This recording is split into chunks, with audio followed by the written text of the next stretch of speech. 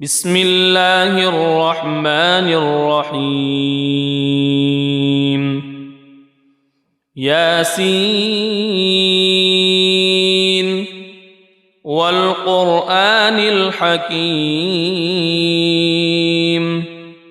إنك لمن المرسلين على صراط مستقيم تنزيل العزيز الرحيم لتنذر قوما ما أنذر آباؤهم فهم غافلون لقد حق القول على أكثرهم فهم لا يؤمنون إنا جعلنا في أعناقهم أغلالا فهي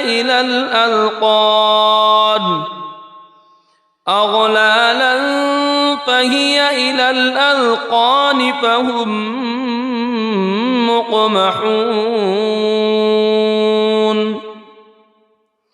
وجعلنا من بين أيديهم سدا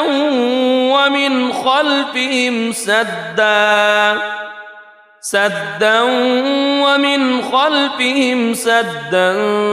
فأغشيناهم فهم لا يبصرون وسواء عليهم أأنذرتهم أم لم تنذرهم لا يؤمنون إنما تنذر من اتبع الذكر وخشي الرحمن بالغيب فبشره بمغفرة وأجر كريم إنا نحن نحيي الموتى ونكتب ما قدموا وآثارهم وكل شيء أحصيناه في إمام مبين واضرب لهم مثلا أصحاب القرية إذ جاءها المرسلون إذ أرسلنا إليهم اثنين فكذبوهما فعززنا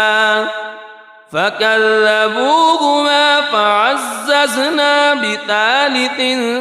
فقالوا إنا إليكم مرسلون قالوا ما أنتم إلا بشر مثلنا وما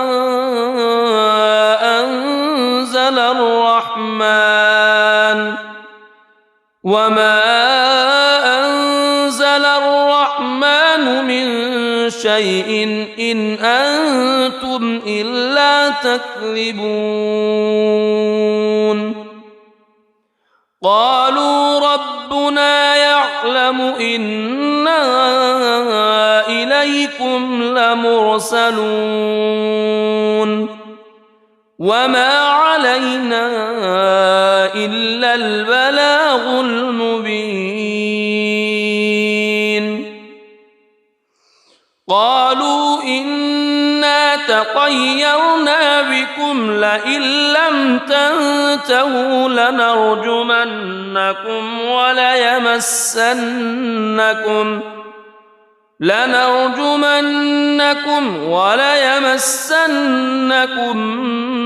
منا عذاب أليم قالوا طائركم معكم أئن ذكرتم بل أنتم قوم مسرفون وجاء من أقصى المدينة رجل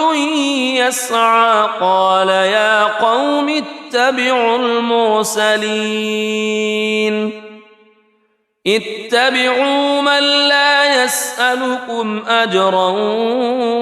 وهم مهتدون وما لي لا أعبد الذي فطرني وإليه ترجعون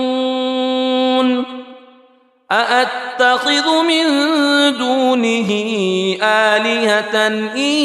يردني الرحمن بضر لا تغن عني شفاعتهم شيئا ولا ينقذون إني إذا لفي ضلال مبين إني آمنت بربكم فاسمعون قيل ادخل الجنة قال يا ليت قومي يعلمون بما غفر لي ربي وجعلني من المكرمين وما أنزلنا على قومه من بعده من جند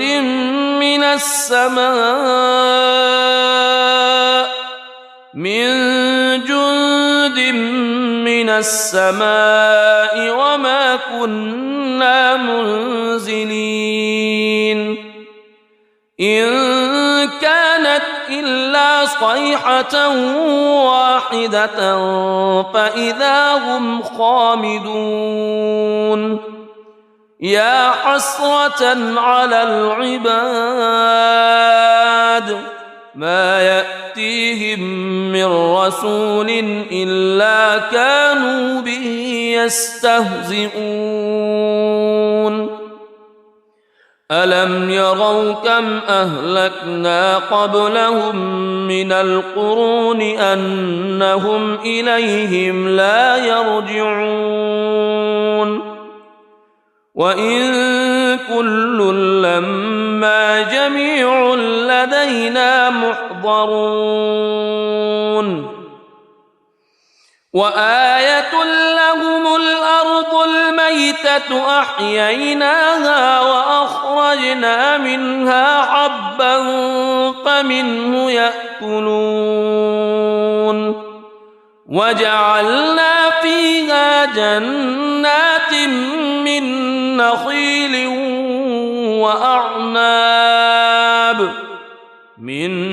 نخيل وأعناب وفجرنا فيها من العيون ليأكلوا من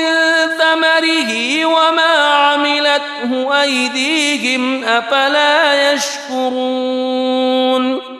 سبحان الذي خلق الأزواج كلها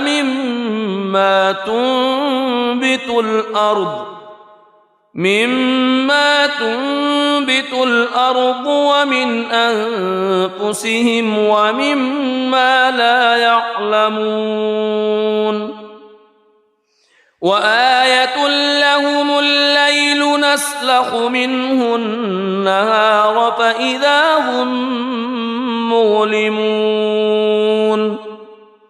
والشمس تجري لمستقر لها ذلك تقدير العزيز العليم والقمر قدرناه منازل حتى عاد كالعرجون القديم لا الشمس ينبغي لها أن تدرك القمر ولا الليل سابق النهار وكل في فلك يسبحون وآية لهم أنا حملنا ذريتهم في الفلك المشحون وخلقنا لهم من مثله ما يركبون وإن نشأ نغرقهم فلا صريخ لهم ولا هم ينقذون إلا رحمة منا ومتاعا إلى حين وإذا قيل لهم اتقوا ما بين أيديكم وما خلفكم لعلكم ترحمون وما تأتيهم من آية من آيات ربهم إلا كانوا عنها معرضين وإذا قيل لهم أنفقوا مما رزقكم الله قال الذين كفروا للذين آمنوا أنطعم من لو يشاء الله أطعمه إن أنتم إلا في ضلال مبين ويقولون متى هذا الوعد إن كنتم صادقين ما ينظرون إلا صيحة واحدة تأخذهم وهم يخصمون فلا يستطيعون توصية ولا إلى أهلهم يرجعون ونفخ في الصور فإذا هم من الأجداث إلى ربهم ينسلون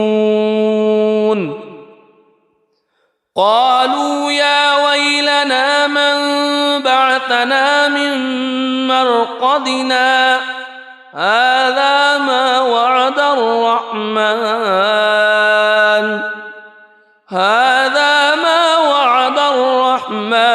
وصدق المرسلون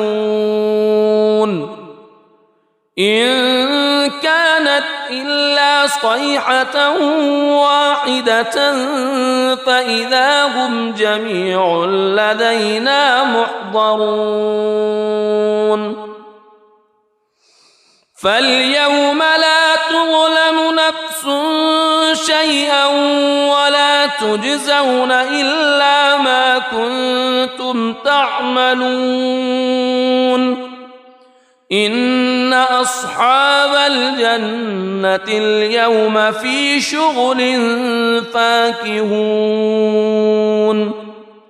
هم وأزواجهم في ظلال على الأرائك متكئون لهم فيها فاكهة ولهم ما يدعون سلام قولا من رب رحيم وامتازوا اليوم أيها المجرمون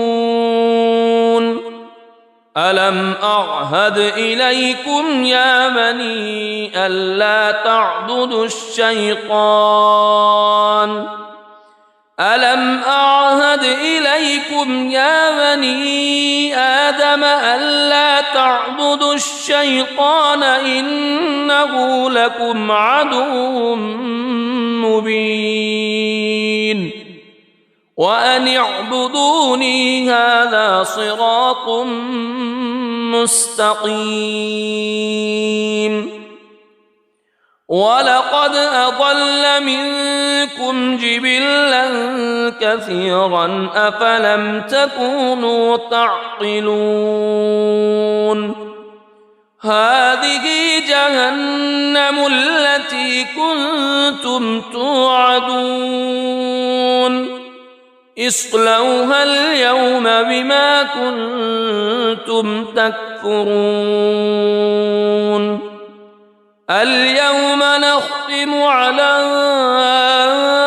أفواههم وتكلمنا أيديهم وتشهد أرجلهم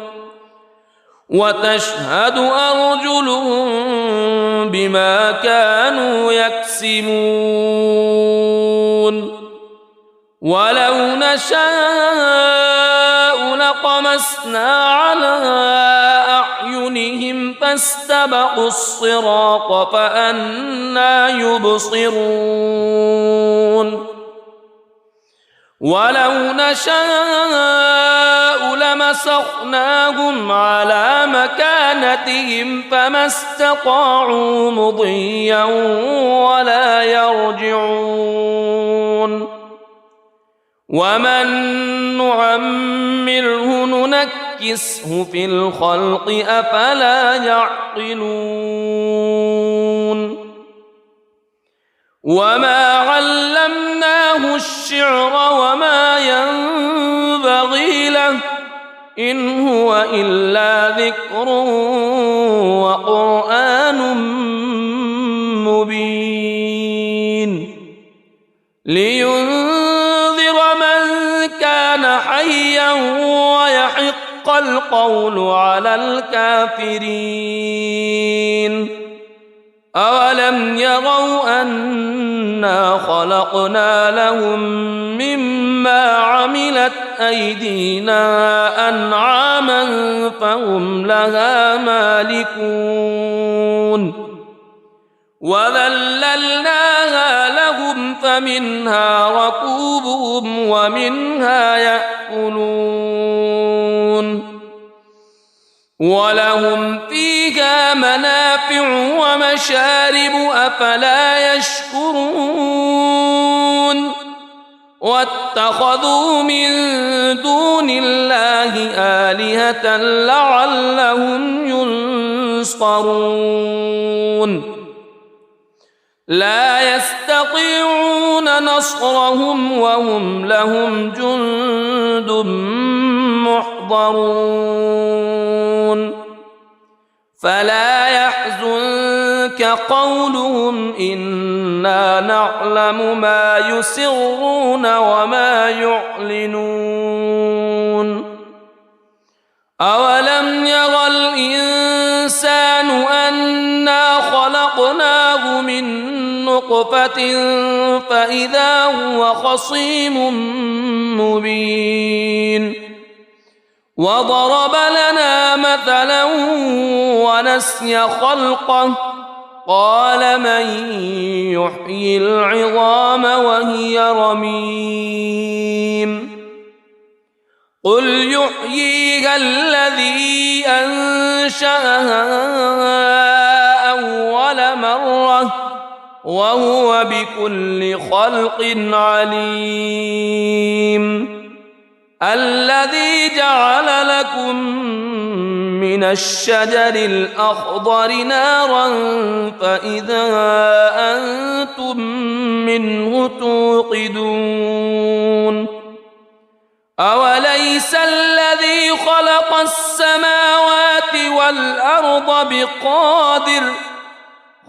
السماوات والأرض بقادر على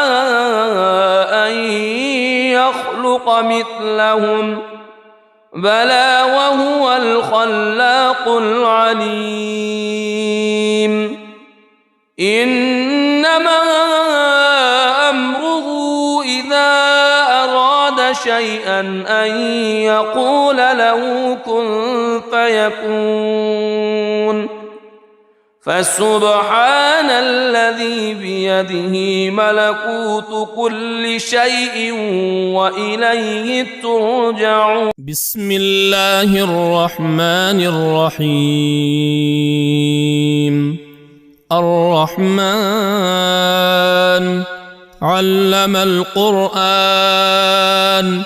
خلق الإنسان علمه البيان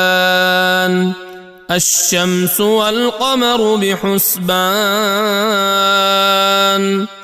والنجم والشجر يسجدان والسماء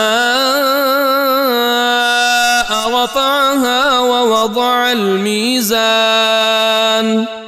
ألا تطغوا في الميزان وأقيموا الوزن بالقسط ولا تخسروا الميزان والأرض وضعها للأنام فيها فاكهة والنخل ذات الأكمام والحب ذو العصف والريحان فبأي آلاء ربكما تكذبان خلق الإنسان من صلصال كالفخار وخلق الجان من مارج من نار فبأي آلاء ربكما تكذبان رب المشرقين ورب المغربين فبأي آلاء ربكما تكذبان مرج البحرين يلتقيان بينهما برزخ لا يبغيان فبأي آلاء ربكما تكذبان يخرج منهما اللؤلؤ والمرجان فبأي آلاء ربكما تكذبان وله الجوار المنشآت في البحر كالأعلام فبأي آلاء ربكما تكذبان كل من عليها فان ويبقى وجه ربك ذو الجلال والإكرام فبأي آلاء ربكما تكذبان يسأله من في السماوات والأرض كل يوم هو في شأن فبأي آلاء ربكما تكذبان سنفرغ لكم أيها الثقلان فبأي آلاء ربكما تكذبان يا معشر الجن والإنس إن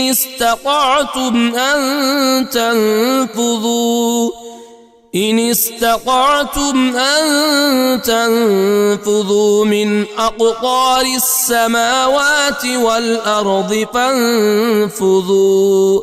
لا تنفذون إلا بسلطان فبأي آلاء ربكما تكذبان يرسل عليكما شواظ من نار ونحاس فلا تنتصران فبأي آلاء ربكما تكذبان فإذا انشقت السماء فكانت وردة كالدهان فبأي آلاء ربكما تكذبان فيومئذ لا يسأل عن ذنبه إنس ولا جان فبأي آلاء ربكما تكذبان يعرف المجرمون بسيماهم فيؤخذ بالنواصي والأقدام فبأي آلاء ربكما تكذبان هذه جهنم التي يكذب بها المجرمون يطوفون بينها وبين حميم آن فبأي آلاء ربكما تكذبان ولمن خاف مقام ربه جنتان فبأي آلاء ربكما تكذبان ذواتا أفنان فبأي آلاء ربكما تكذبان فيهما عينان تجريان فبأي آلاء ربكما تكذبان فيهما من كل فاكهة زوجان فبأي آلاء ربكما تكذبان متكئين على فرش بطائنها من استبرق وجنى الجنتين دان فبأي آلاء ربكما تكذبان فيهن قاصرات الطرف لم يطمثهن إنس قبلهم ولا جان فبأي آلاء ربكما تكذبان كأنهن الياقوت والمرجان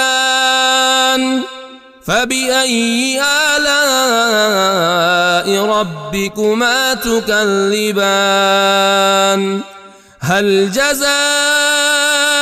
الإحسان إلا الإحسان فبأي آلاء ربكما تكذبان ومن دونهما جنتان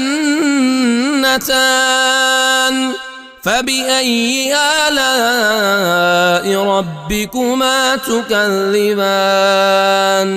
مدهامتان فبأي آلاء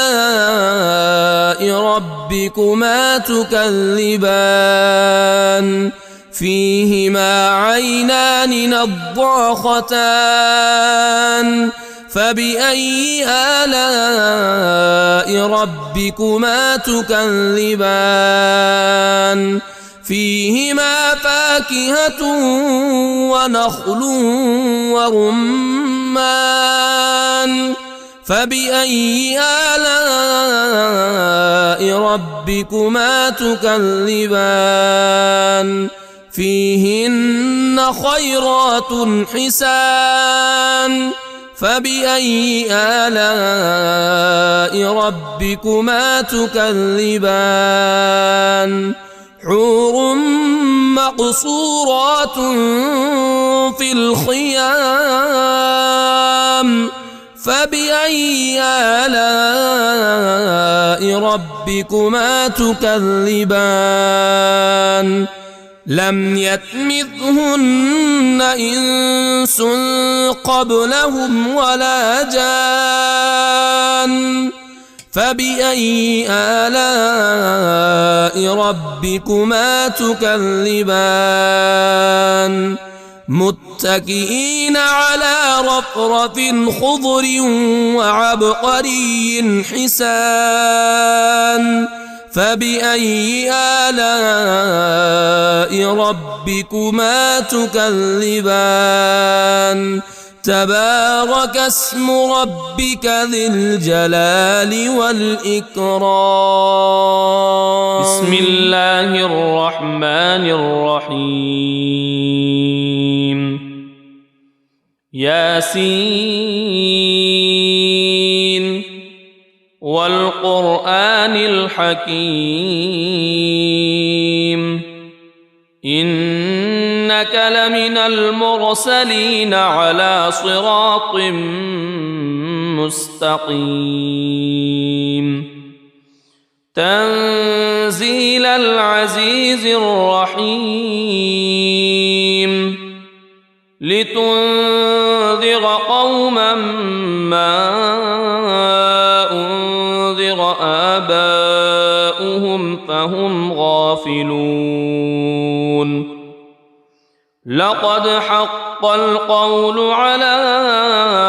أكثرهم فهم لا يؤمنون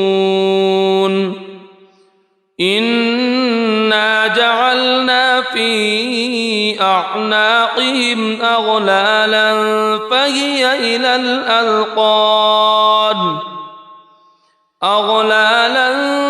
فهي إلى الأذقان فهم مقمحون وجعلنا من بين أيديهم سدا ومن خلفهم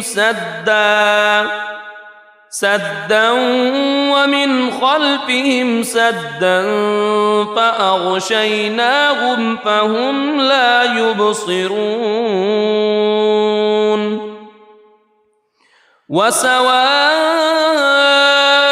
عليهم أأنذرتهم أم لم تنذرهم لا يؤمنون إنما تنذر من اتبع الذكر وخشي الرحمن بالغيب فبشره بمغفرة وأجر كريم إنا نحن نحيي الموتى ونكتب ما قدموا وآثارهم وكل شيء أحصيناه في إمام مبين واضرب لهم مثلا أصحاب القرية إذ جاءها المرسلون إذ أرسلنا إليهم اثنين فكذبوهما فعززنا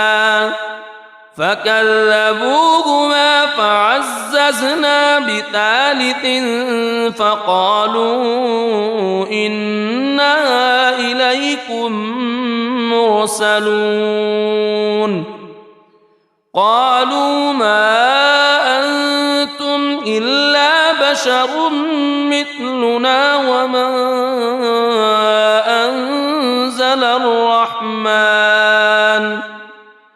وما أنزل الرحمن من شيء إن أنتم إلا تكذبون قالوا ربنا يعلم إنا إليكم لمرسلون وما علينا إلا البلاغ المبين قالوا إنا تطيرنا بكم لئن لم تنتهوا لنرجمنكم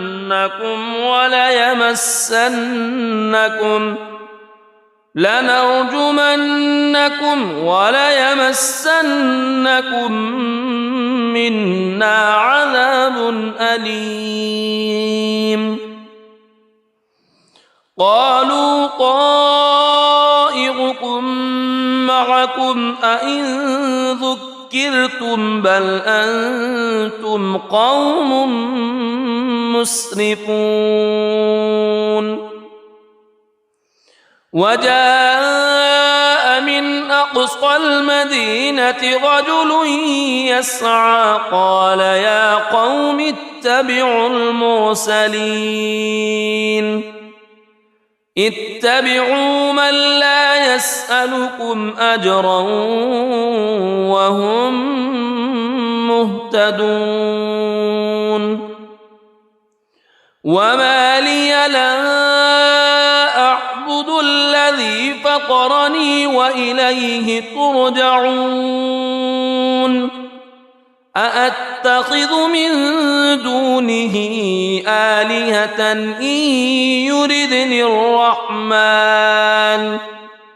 إن يردني الرحمن بضر لا تغن عني شفاعتهم شيئا ولا ينقذون إني إذا لفي ضلال مبين إني آمنت بربكم فاسمعون قيل ادخل الجنة قال يا ليت قومي يعلمون بما غفر لي ربي وجعلني من المكرمين وما أنزلنا على قومه من بعده من جند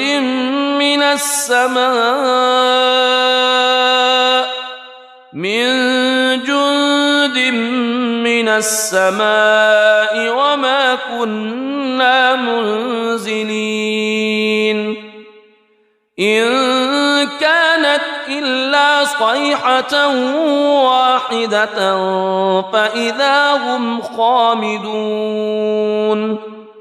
يا حسرة على العباد ما يأتيهم من رسول إلا كانوا به يستهزئون ألم يروا كم أهلكنا قبلهم من القرون أنهم إليهم لا يرجعون وإن كل لما جميع لدينا محضرون وآية لهم الأرض الميتة أحييناها وأخرجنا منها حبا فمنه يأكلون وجعلنا فيها جنات من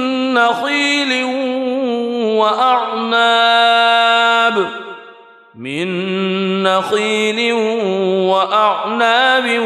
وفجرنا فيها من العيون ليأكلوا من ثمره وما عملته أيديهم أفلا يشكرون سبحان الذي خلق الأزواج كلها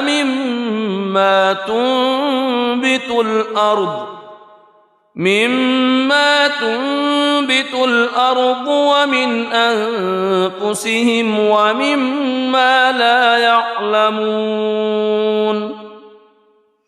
وآية لهم الليل نسلخ منه النهار فإذا هم مظلمون والشمس تجري لمستقر لها ذلك تقدير العزيز العليم والقمر قدرناه منازل حتى عاد كالعرجون القديم لا الشمس ينبغي لها أن تدرك القمر ولا الليل سابق النهار وكل في فلك يسبحون وآية لهم أنا حملنا ذريتهم في الفلك المشحون وخلقنا لهم من مثله ما يركبون وإن نشأ نغرقهم فلا صريخ لهم ولا هم ينقذون إلا رحمة منا ومتاعا إلى حين وإذا قيل لهم اتقوا ما بين أيديكم وما خلفكم لعلكم ترحمون وما تأتيهم من آية من آيات ربهم إلا كانوا عنها معرضين وإذا قيل لهم أنفقوا مما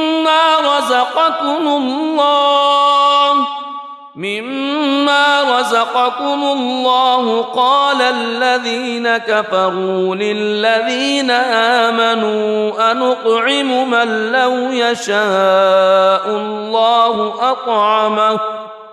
إن أنتم إلا في ضلال مبين ويقولون متى هذا الوعد إن كنتم صادقين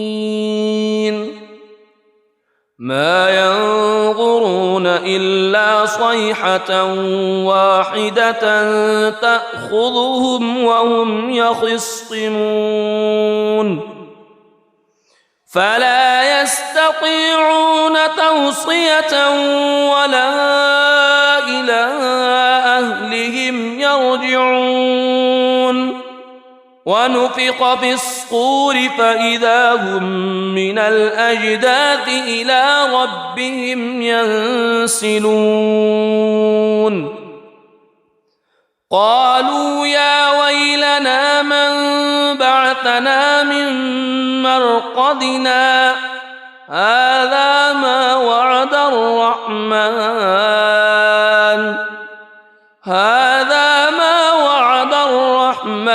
وصدق المرسلون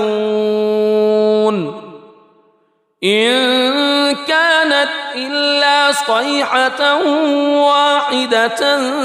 فإذا هم جميع لدينا محضرون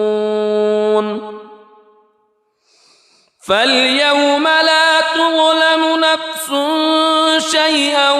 ولا تجزون إلا ما كنتم تعملون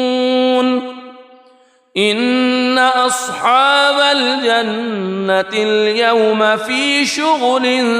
فاكهون هم وأزواجهم في ظلال على الأرائك متكئون لهم فيها فاكهة ولهم ما يدعون سلام قولا من رب رحيم وامتازوا اليوم أيها المجرمون ألم أعهد إليكم يا بني ألا تعبدوا الشيطان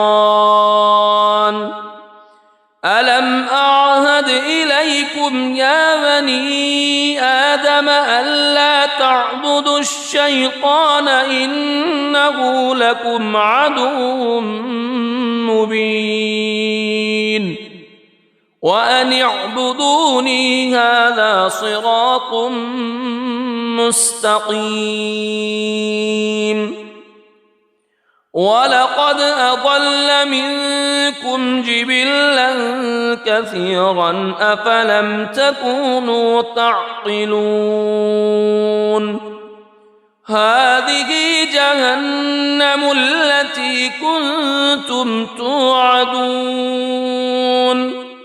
اصلوها اليوم بما كنتم تكفرون اليوم نختم على أفواههم وتكلمنا أيديهم وتشهد أرجلهم بما كانوا يكسبون ولو نشاء لطمسنا على أعينهم فاستبقوا الصراط فأنى يبصرون ولو نشاء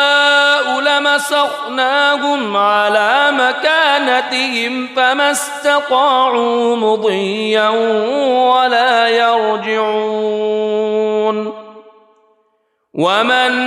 نعمره ننكسه في الخلق أفلا يعقلون وما علمناه الشعر وما ينبغي له إن هو إلا ذكر وقرآن مبين لينذر من كان حيا ويحق القول على الكافرين أولم يروا أنا خلقنا لهم مما عملت أيدينا أنعاما فهم لها مالكون وذللناها لهم فمنها ركوبهم ومنها يأكلون ولهم فيها منافع ومشارب أفلا يشكرون واتخذوا من دون الله آلهة لعلهم ينصرون لا يستطيعون نصرهم وهم لهم جند محضرون فلا يحزنك قولهم إنا نعلم ما يسرون وما يعلنون أولم ير الإنسان أنا خلقناه من نطفة فإذا هو خصيم مبين وضرب لنا مثلا ونسي خلقه قال من يحيي العظام وهي رميم قل يحييها الذي أنشأها أول مرة وهو بكل خلق عليم الذي جعل لكم من الشجر الأخضر نارا فإذا أنتم منه توقدون أوليس الذي خلق السماوات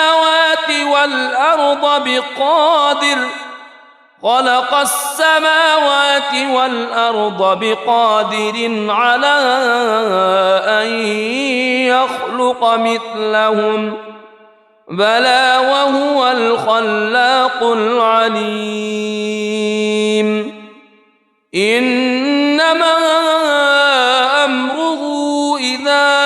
أراد شيئا أن يقول له كن فيكون فسبحان الذي بيده ملكوت كل شيء وإليه ترجعون. بسم الله الرحمن الرحيم. الرحمن علم القرآن خلق الإنسان علمه البيان. الشمس والقمر بحسبان والنجم والشجر يسجدان. والسماء رفعها ووضع الميزان ألا تطغوا في الميزان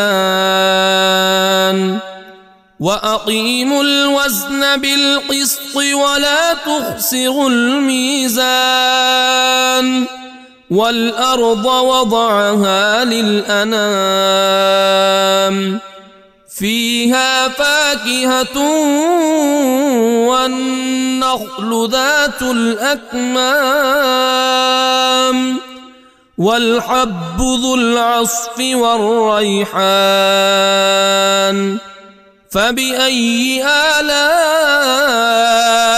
ربكما تكذبان؟ خلق الإنسان من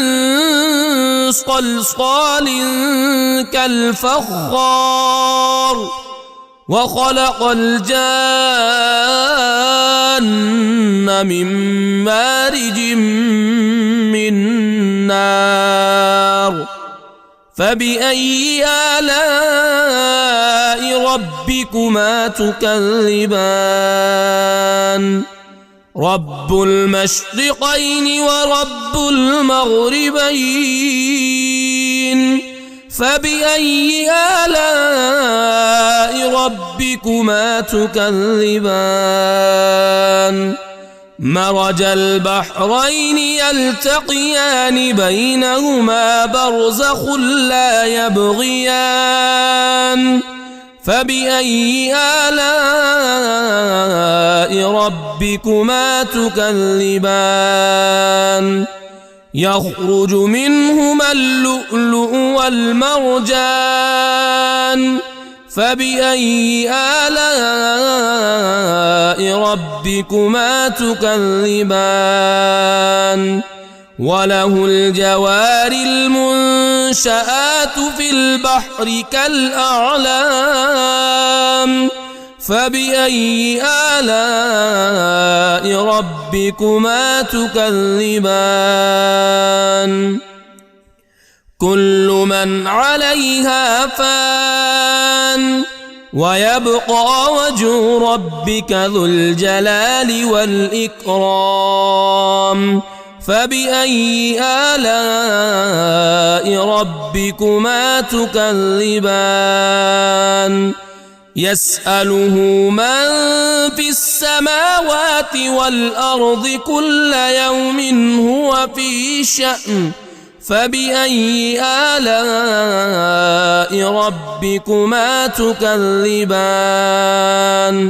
سنفرغ لكم أيها الثقلان.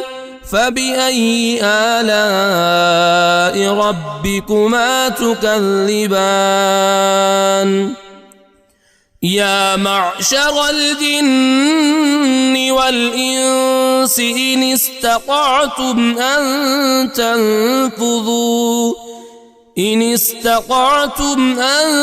تنفذوا من أقطار السماوات والأرض فانفذوا لا تنفذون إلا بسلطان. فبأي آلاء ربكما تكذبان؟ يرسل عليكما شواظ من نار ونحاس فلا تنتصران. فبأي آلاء ربكما تكذبان فإذا انشقت السماء فكانت وردة كالدهان فبأي آلاء ربكما تكذبان فيومئذ لا يسأل عن ذنبه إنس ولا جان فبأي آلاء ربكما تكذبان يعرف المجرمون بسيماهم فيؤخذ بالنواصي والأقدام فبأي آلاء ربكما تكذبان هذه جهنم التي يكذب بها المجرمون يطوفون بينها وبين حميم آن فبأي آلاء ربكما تكذبان ولمن خاف مقام ربه جنتان فبأي آلاء ربكما تكذبان ذواتا أفنان فبأي آلاء ربكما تكذبان فيهما عينان تجريان فبأي آلاء ربكما تكذبان فيهما من كل فاكهة زوجان فبأي آلاء ربكما تكذبان متكئين على فرش بطائنها من استبرق وجنى الجنتين دان فبأي آلاء ربكما تكذبان فيهن قاصرات الطرف لم يطمثهن إنس قبلهم ولا جان فبأي آلاء ربكما تكذبان كأنهن الياقوت والمرجان فبأي آلاء ربكما تكذبان هل جزاء الإحسان إلا الإحسان فبأي آلاء ربكما تكذبان ومن دونهما جنتان فبأي آلاء ربكما تكذبان مدهامتان فبأي آلاء ربكما تكذبان فيهما عينان نضاختان فبأي آلاء ربكما تكذبان فيهما فاكهة ونخل ورمان فبأي آلاء ربكما تكذبان فيهن خيرات حسان فبأي آلاء ربكما تكذبان حور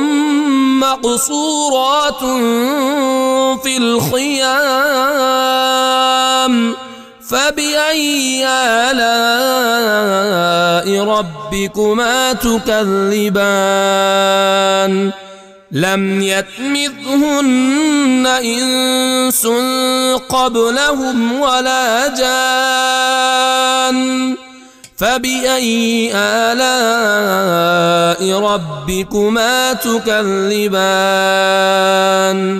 متكئين على رفرف خضر وعبقري حسان فبأي آلاء ربكما تكذبان تبارك اسم ربك ذي الجلال والإكرام بسم الله الرحمن الرحيم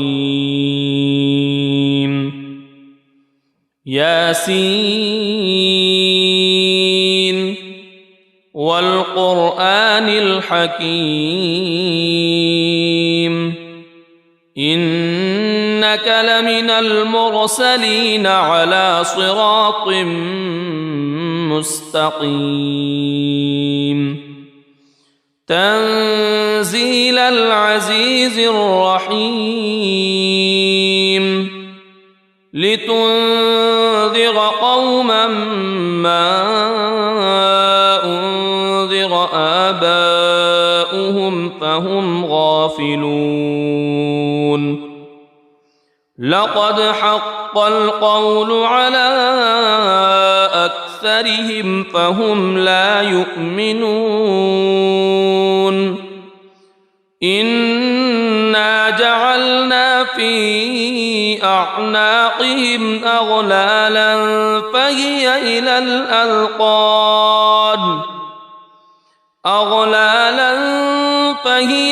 الأذقان فهم مقمحون وجعلنا من بين أيديهم سدا ومن خلفهم سدا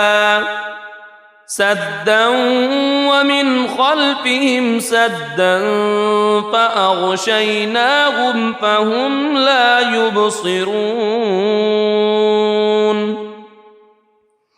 وسواء عليهم أأنذرتهم أم لم تنذرهم لا يؤمنون إنما تنذر من اتبع الذكر وخشي الرحمن بالغيب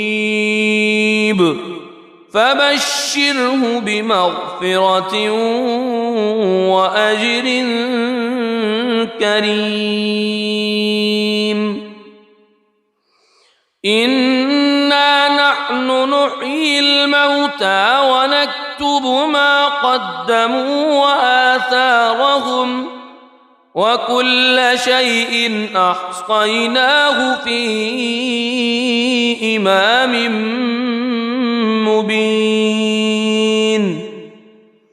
واضرب لهم مثلا أصحاب القرية إذ جاءها المرسلون إذ أرسلنا إليهم اثنين فكذبوهما فعززنا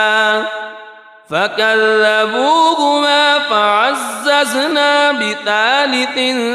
فقالوا إنا إليكم مرسلون قالوا ما أنتم إلا بشر مثلنا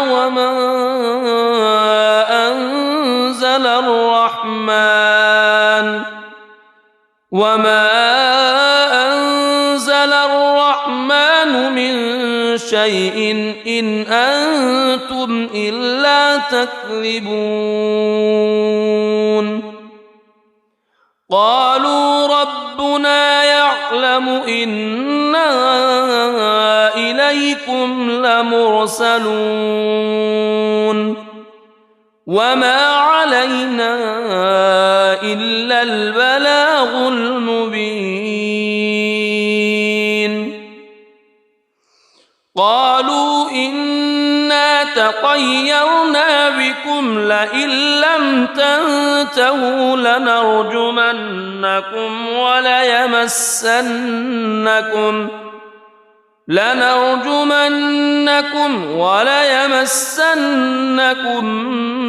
منا عذاب أليم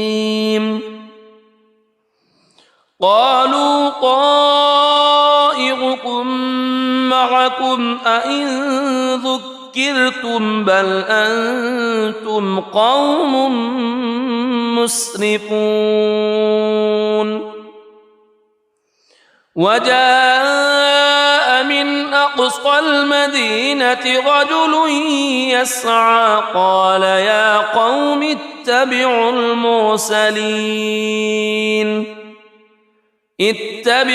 من لا يسألكم أجرا وهم مهتدون وما لي لا أعبد الذي فطرني وإليه ترجعون أأتخذ من دونه آلهة إن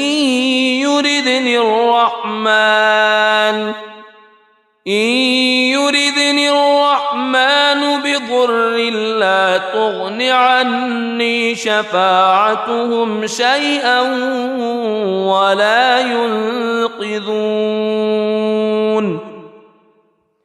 إني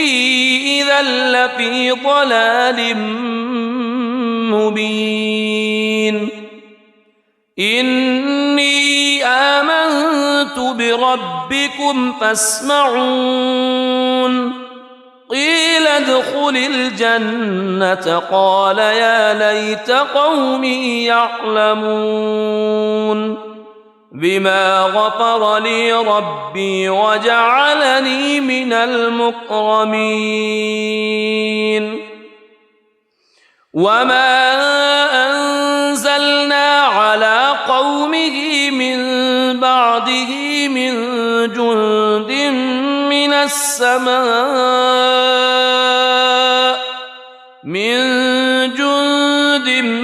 من السماء وما كنا منزلين إن كانت إلا صيحة واحدة فإذا هم خامدون يا حسرة على العباد ما يأتيهم من رسول إلا كانوا به يستهزئون ألم يروا كم أهلكنا قبلهم من القرون أنهم إليهم لا يرجعون وإن كل لما جميع لدينا محضرون وآية لهم الأرض الميتة أحييناها وأخرجنا منها حبا فمنه يأكلون وجعلنا فيها جنات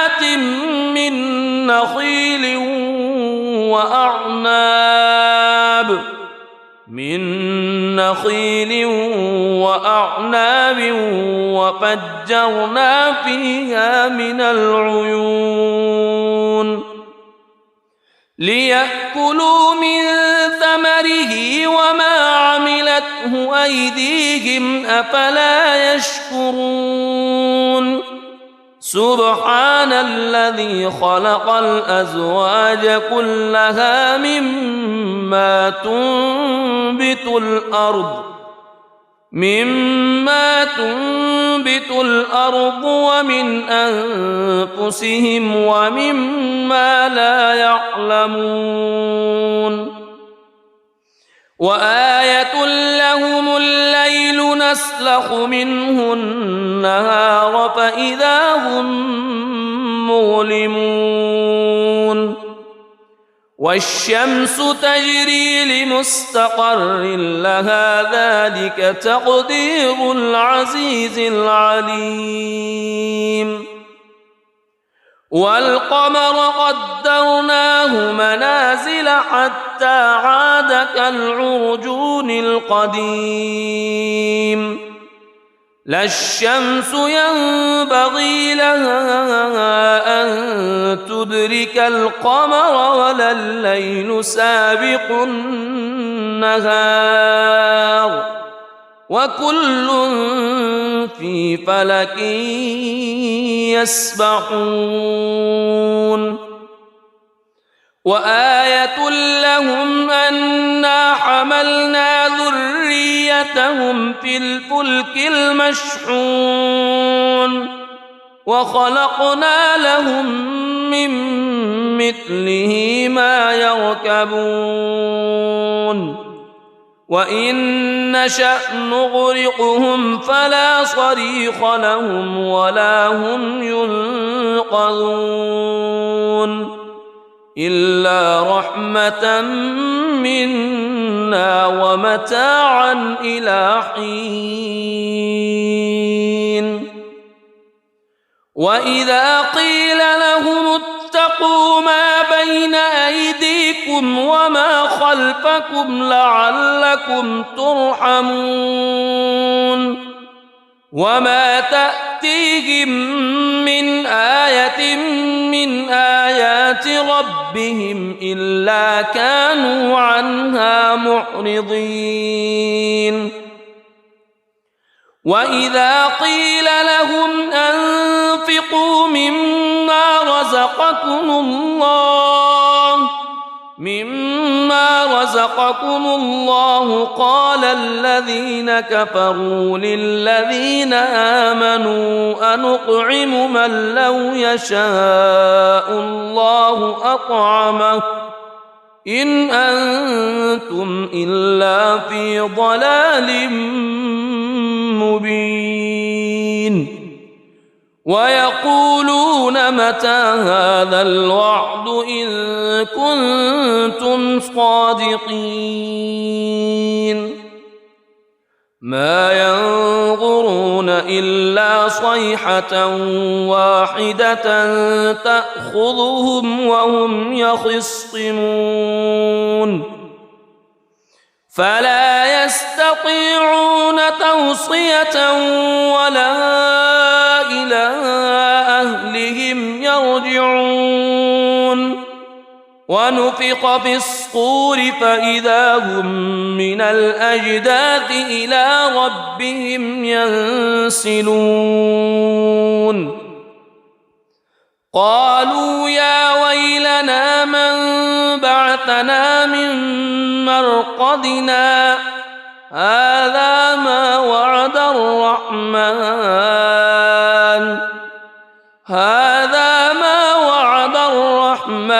وصدق المرسلون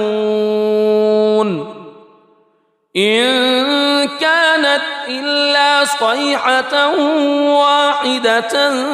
فإذا هم جميع لدينا محضرون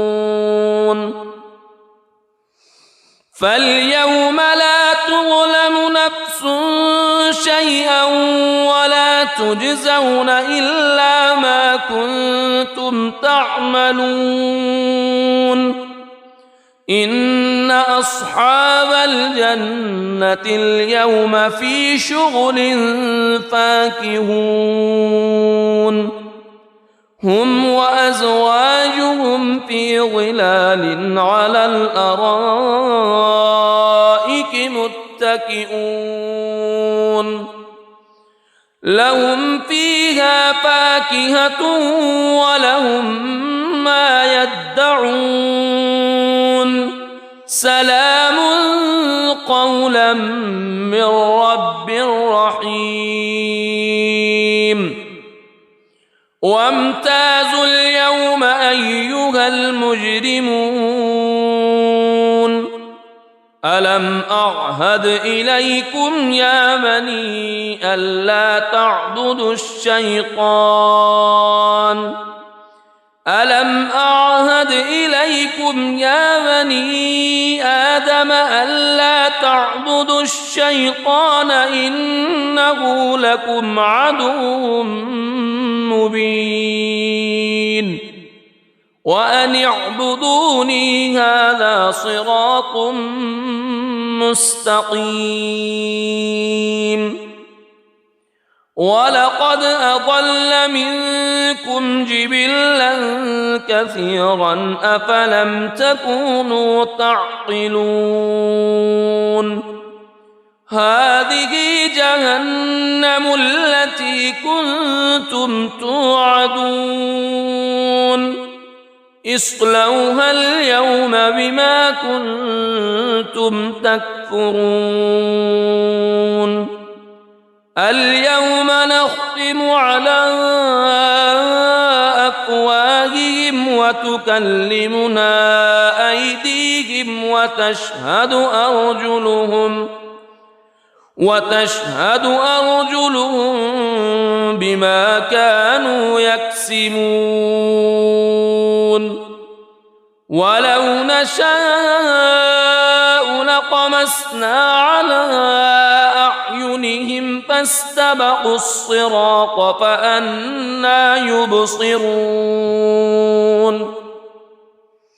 ولو نشاء لمسخناهم على مكانتهم فما استطاعوا مضيا ولا يرجعون ومن نعمره ننكسه في الخلق أفلا يعقلون وما علمناه الشعر وما ينبغي له إن هو إلا ذكر وقرآن مبين لينذر من كان حيا ويحق القول على الكافرين أولم يروا أنا خلقنا لهم مما عملت أيدينا أنعاما فهم لها مالكون وذللناها لهم فمنها ركوبهم ومنها يأكلون ولهم فيها منافع ومشارب أفلا يشكرون واتخذوا من دون الله آلهة لعلهم ينصرون لا يستطيعون نصرهم وهم لهم جند محضرون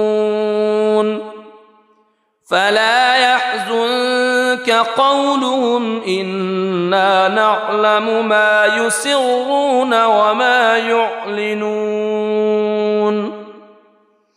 أولم ير الإنسان أنا خلقناه من نطفة فإذا هو خصيم مبين وضرب لنا مثلا ونسي خلقه قال من يحيي العظام وهي رميم قل يحييها الذي أنشأها أول مرة وهو بكل خلق عليم الذي جعل لكم من الشجر الأخضر نارا فإذا أنتم منه توقدون أوليس الذي خلق والأرض بقادر خلق السماوات والأرض بقادر على أن يخلق مثلهم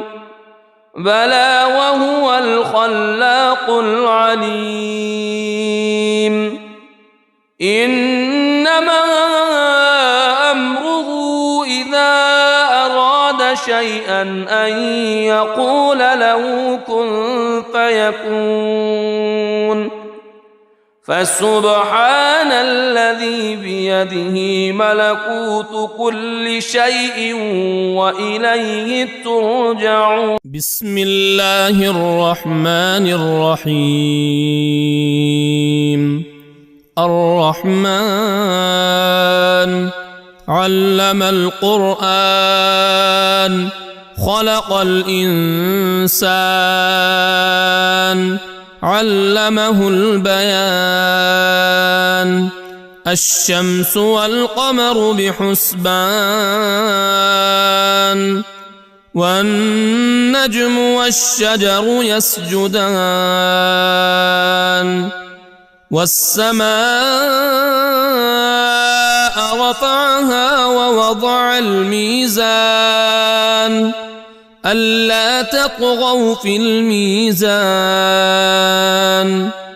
وأقيموا الوزن بالقسط ولا تخسروا الميزان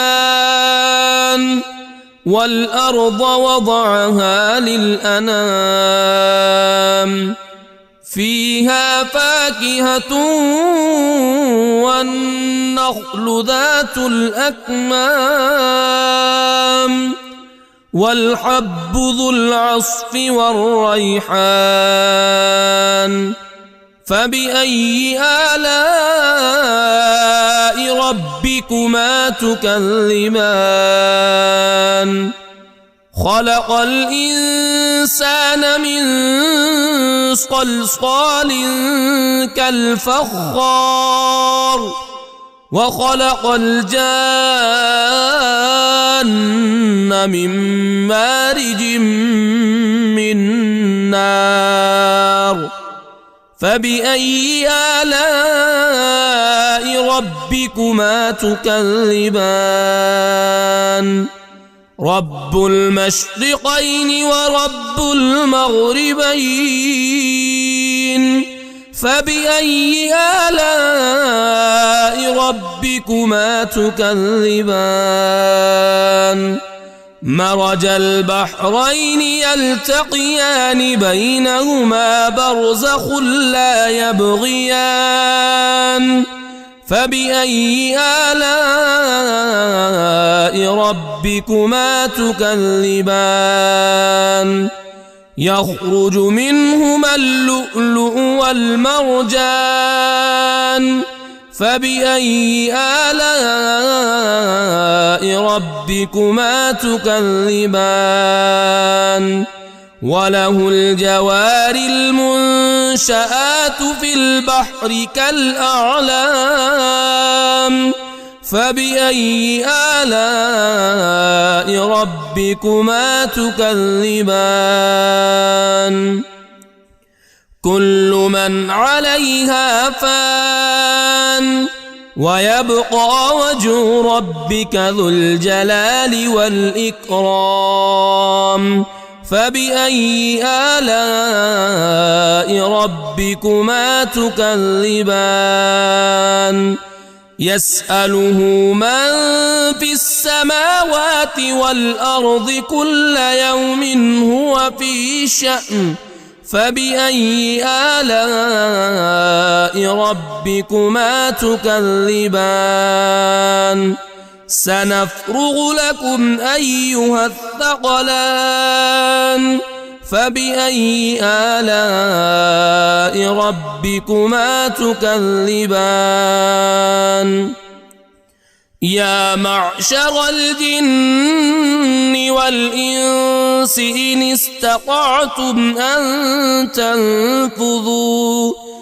إن استطعتم أن تنفذوا من أقطار السماوات والأرض فانفذوا لا تنفذون إلا بسلطان فبأي آلاء ربكما تكذبان يرسل عليكما شواظ من نار ونحاس فلا تنتصران فبأي آلاء ربكما تكذبان فإذا انشقت السماء فكانت وردة كالدهان فبأي آلاء ربكما تكذبان فيومئذ لا يسأل عن ذنبه إنس ولا جان فبأي آلاء ربكما تكذبان يعرف المجرمون بسيماهم فيؤخذ بالنواصي والأقدام فبأي آلاء ربكما تكذبان هذه جهنم التي يكذب بها المجرمون يطوفون بينها وبين حميم آن فبأي آلاء ربكما تكذبان ولمن خاف مقام ربه جنتان فبأي آلاء ربكما تكذبان ذواتا أفنان فبأي آلاء ربكما تكذبان فيهما عينان تجريان فبأي آلاء ربكما تكذبان فيهما من كل فاكهة زوجان فبأي آلاء ربكما تكذبان متكئين على فرش بطائنها من استبرق وجنى الجنتين دان فبأي آلاء ربكما تكذبان فيهن قاصرات الطرف لم يطمثهن إنس قبلهم ولا جان فبأي آلاء ربكما تكذبان كأنهن الياقوت والمرجان فبأي آلاء ربكما تكذبان هل جزاء الإحسان إلا الإحسان فبأي آلاء ربكما تكذبان ومن دونهما جنتان فبأي آلاء ربكما تكذبان مدهامتان فبأي آلاء ربكما تكذبان فيهما عينان نضاختان فبأي آلاء ربكما تكذبان فيهما فاكهة ونخل ورمان رمان فبأي آلاء ربكما تكذبان فيهن خيرات حسان فبأي آلاء ربكما تكذبان حور مقصورات في الخيام فبأي آلاء ربكما تكذبان لم يطمثهن إنس قبلهم ولا جان فبأي آلاء ربكما تكذبان متكئين على رفرف خضر وعبقري حسان فبأي آلاء ربكما تكذبان تبارك اسم ربك ذي الجلال والإكرام.